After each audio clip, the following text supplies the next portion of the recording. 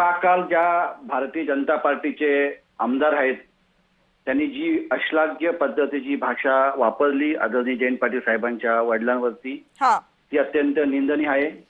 त्याचं समर्थन आम्हीच काय सगळ्याच पक्षांचा निषेध केला पाहिजे. आता साहजिकच हे कोणाच्या पक्षाचे आमदार आहेत आणि हे कशासाठी प्रसिद्ध आहेत, यांना आमदार का केलं गेलं, हे सगळा इतिहास सगळ्या महाराष्ट्राच्या जनतेला माहिती आहे.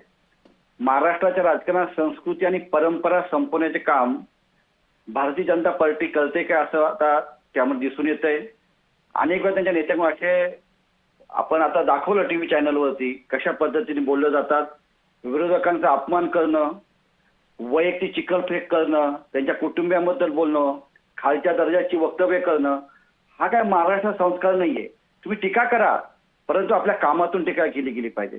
स्वर्गीय ईश्वरराव चव्हाण असतील, वसंतराव नाईक साहेब असतील, वसंतदादा पाटील असतील, आदरणीय पवार साहेब असतील, अनेक वेळा यांनी तारतम्य बाळगून आपली भूमिका मांडण्याचं काम केले.